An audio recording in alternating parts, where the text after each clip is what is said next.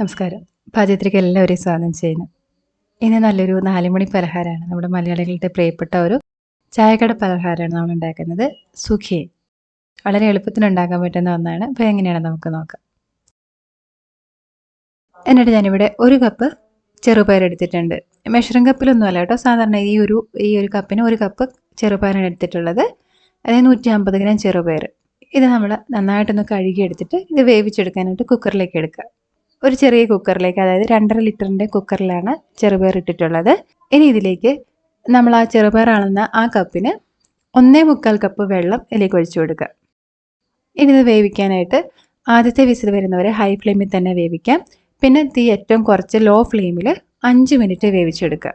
എന്നിട്ട് അതിൻ്റെ പ്രഷറൊക്കെ പോയി നമ്മളത് തുറക്കുമ്പോഴേക്കും ആ വെള്ളമൊക്കെ വറ്റി കറക്റ്റായിട്ട് ചെറുപയർ വെന്ത് വന്നിട്ടുണ്ടാവും. കണ്ടോ, ഇതിവിടെ പാകത്തിന് വെന്ത് വന്നിട്ടുണ്ട്. അപ്പോൾ ഇങ്ങനെയാണ് ഞാൻ ഇതിനായിട്ടുള്ള ചെറുപയർ വേവിച്ചെടുക്കാറുള്ളത്.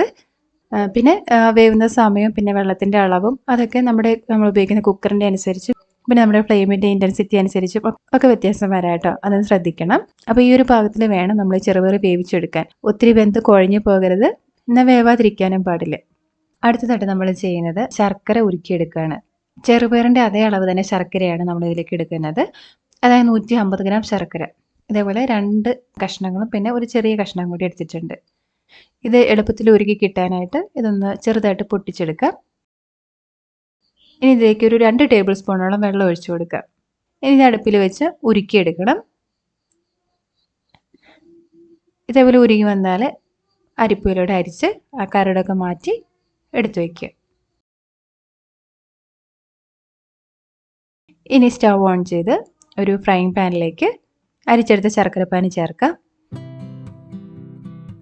ഒരു 3/4 കപ്പോളം ചിരകിയ തേങ്ങ ചേർത്ത് കൊടുക്കാം. പിന്നെ ഇപ്പോൾ നമ്മൾ വേവിച്ചെടുത്ത ചെറുപയർ കൂടി ചേർത്ത് കൊടുക്കുക. ഇനി 1 ടീസ്പൂൺ നെയ്യ് ചേർക്കാം.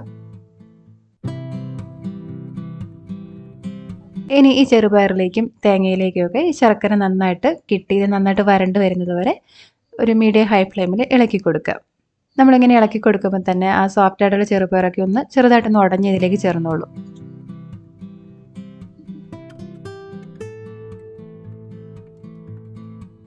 എന്താ ഇപ്പോൾ ഇവിടെ പാകമായിട്ടുണ്ട്. ആ ശർക്കരപ്പാനിയൊക്കെ ആ വെള്ളത്തിൻ്റെ അംശമൊക്കെ നന്നായിട്ട് വറ്റിയിട്ടുണ്ട്.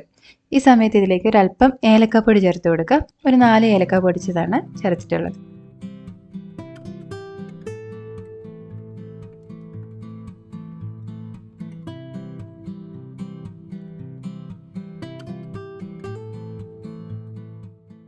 ഇനി ഈ കൂട്ട് നന്നായിട്ട് തണുക്കാനായിട്ട് മാറ്റി വയ്ക്കുക. ഇതിപ്പോൾ നന്നായിട്ട് തണുത്തിട്ടുണ്ട്. നമ്മൾ കൈകൊണ്ടൊക്കെ തൊടാൻ പറ്റുന്ന ഒരു പാകമായിട്ടുണ്ട്. ഇനി ഇത് നമുക്കിഷ്ടമുള്ള വലിപ്പത്തിലുള്ള ബോൾസ് ആക്കി എടുക്കുക. ഒരു ചെറിയ ചെറുനാരങ്ങ വലുപ്പത്തിൽ ഞാനിപ്പോൾ ബോൾസ് ആക്കുന്നുണ്ട്.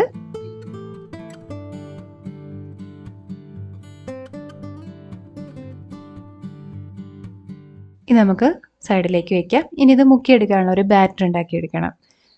കുറച്ച് മൈദ ഇട്ട് കൊടുക്കുക. 100 ഗ്രാം മൈദയാണ് എടുത്തിട്ടുള്ളത്. അതായത് ഏകദേശം 10 ടേബിൾ സ്പൂണോളം മൈദ. ഇതിലേക്ക് ഒരു 1/4 ടീസ്പൂൺ ബേക്കിംഗ് പൗഡർ ചേർത്ത് കൊടുക്കുക. ഒരല്പം ഉപ്പ്, പിന്നെ കുറച്ച് ജീരകം, ഒരു 2 നുള്ള് ജീരകം കൂടി ചേർക്കുന്നുണ്ട്, ചെറിയ ജീരകം. പിന്നെ കളറിനായിട്ട് ഒരല്പം മഞ്ഞൾപ്പൊടി. ഇതൊന്ന് മിക്സ് ചെയ്തെടുക്കുക. എന്നിട്ട് ഇതിലേക്ക് വെള്ളം ചേർത്തിട്ട് കട്ടയില്ലാത്തൊരു ബാറ്റർ ആക്കി ഇതെടുക്കുക. ഇത് ഒത്തിരി ലൂസായ ബാറ്റർ ആവരുത്, എന്നാൽ ഒത്തിരി തിക്കായിട്ടുള്ള ബാറ്റർ ആകാൻ പാടില്ല. അപ്പോൾ ഞാനിവിടെ ഒരു 150 മില്ലിയോളം വെള്ളമാണ് ഇപ്പോൾ ഒഴിച്ചു കൊടുത്തിട്ടുള്ളത്. ഇപ്പം നമ്മുടെ ബാറ്ററും ഇവിടെ റെഡി ആയിട്ടുണ്ട്. ഈ സമയത്ത് ഞാൻ ഇത് വറുത്തെടുക്കാനുള്ള എണ്ണയും ചൂടാകാനായിട്ട് വെച്ചിട്ടുണ്ടായിരുന്നു. ഇനി ഓരോ ബോൾസും ഈ ബാറ്ററിൽ ഇങ്ങനെ ഒരു 2 തവണ ഇങ്ങനെ മുക്കിയെടുക്കുക. എന്നിട്ടിത് നല്ല ചൂടായിട്ടുള്ള എണ്ണയിലേക്ക് ഇട്ട് കൊടുക്കുക.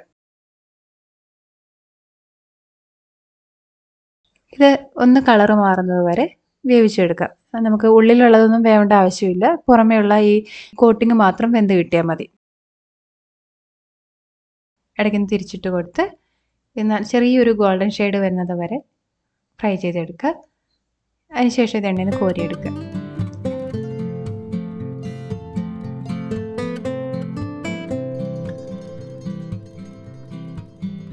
ഇതിപ്പോൾ ഇതിവിടെ പാകമായിട്ടുണ്ട്. ഇത് എണ്ണയിൽ നിന്ന് കോരിയെടുക്കാം. ഇതേപോലെ ബാക്കിയുള്ളതും കൂടി ചെയ്തെടുക്കുക. സുഖിയൻ മുഴുവൻ ഇതുപോലെ മുക്കിയെടുത്ത് വറുത്ത ശേഷം ബാക്കി വരുന്ന മാവ് ഈ ചൂടായ എണ്ണയിലേക്ക് ഇതുപോലെ തുള്ളി തുള്ളിയായിട്ട് ഇട്ടിട്ട് നന്നായിട്ട് വറുത്തെടുത്താൽ അത് കഴിക്കാൻ നല്ല ടേസ്റ്റാണ്. ആ മാവ് വെറുതെ വേസ്റ്റാക്കി കളയണ്ട. മാവ് അധികമൊന്നും ബാക്കി ഉണ്ടാവില്ല, കുറച്ചൊക്കെ ഉണ്ടാവും. അത് ഇതുപോലെ ചെയ്തെടുക്കാം.